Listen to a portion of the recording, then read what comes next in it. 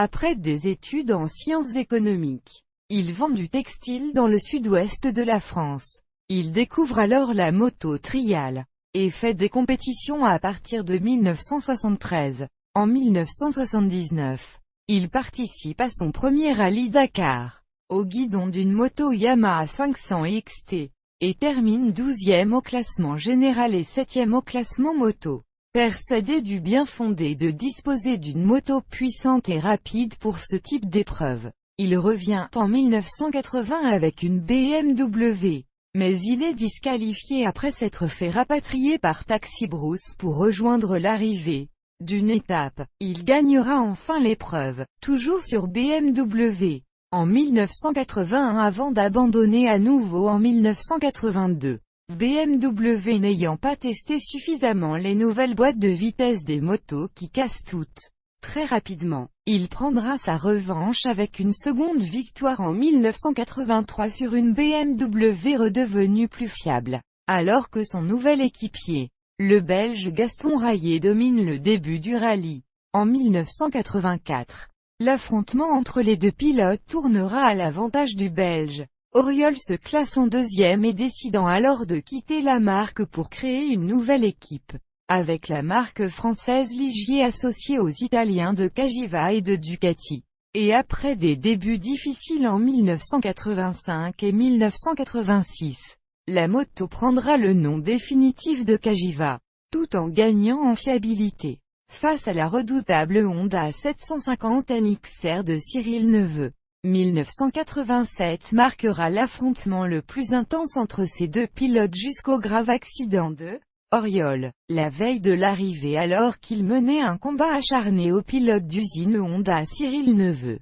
Depuis le début du rallye où chacun prenait l'avantage à tour de rôle jusqu'à ce que Auriol prenne une avance qui semblait décisive l'avant-veille de l'arrivée, à la suite des erreurs de navigation et d'ensablement de Neveu. Malheureusement il perd la majeure partie de ce bénéfice.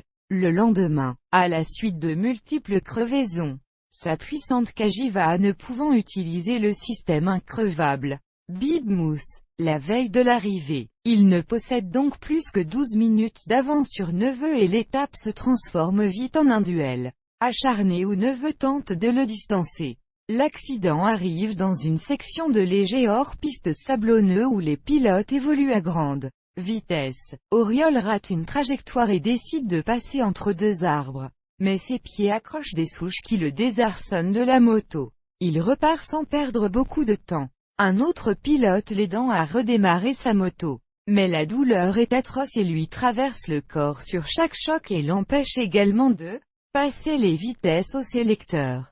Sur la ligne d'arrivée, Neveu attend et calcule le retard de son adversaire et commence à croire à la victoire quand d'autres pilotes lui affirment avoir vu Auriol arrêter. Mais quand le pilote Cagiva passe enfin la ligne, Neveu est dépité, car Auriol possède encore environ 3 minutes d'avance. Et la dernière spéciale du lendemain ne permet pas de faire la différence. Mais aussitôt passé la ligne d'arrivée, Auriol s'effondre en larmes sur le guidon de sa moto, tout en s'exclamant « J'ai les 2 chevilles cassées ». On l'aide à descendre de moto. Puis les médecins lui découpent ses bottes et l'on découvre l'étendue des dégâts.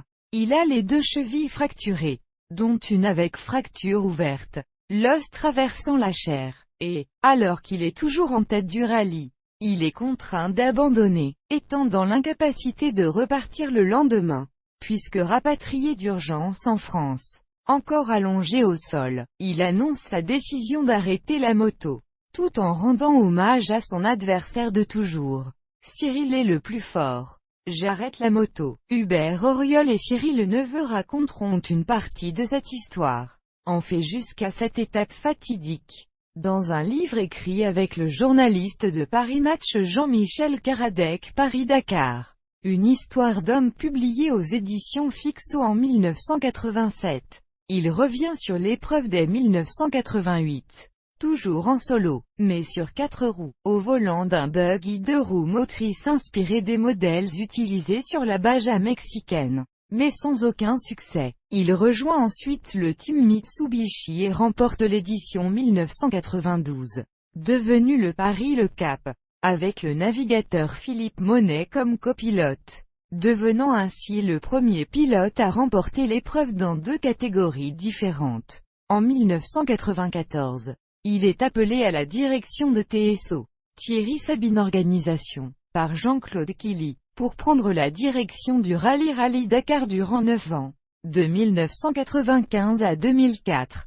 Il est décoré en 1995 de l'Ordre national du mérite, et de la Légion d'honneur le 10 mai. JO. Il revient pour l'édition 2006 du Paris-Dakar au volant d'un pick-up Isuzu D-Max diesel, avec comme copilote le Belge Jean-Paul Fortum. Il organise du 18 février au 4 mars 2006 la première édition du rallye La Légende des Héros. Un raid de Paris à Dakar au guidon d'une moto Yamaha XT500. Par équipe de 3, un moto plus un véhicule d'assistance. L'objectif de ce raid limité à 50 équipages est de retrouver l'ambiance des premiers rallyes Paris-Dakar. Avec un budget limité, Hubert Auriol organise la première édition de l'Africa Race sur la demande des pays africains. Un nouveau rallye raid qui s'est déroulé du 26 décembre 2008 au 11 janvier 2009 avec le soutien des fédérations concernées et le partenariat des autorités africaines. Il s'agit d'une épreuve internationale qui reprend les valeurs initiales des rallye raids. Le départ s'est fait de Marseille, ville symbolique, trait d'union entre l'Europe et l'Afrique alors que l'arrivée a été jugée à Dakar, la capitale du Sénégal, au terme de plusieurs milliers de kilomètres à travers les territoires du Maroc et de la Mauritanie.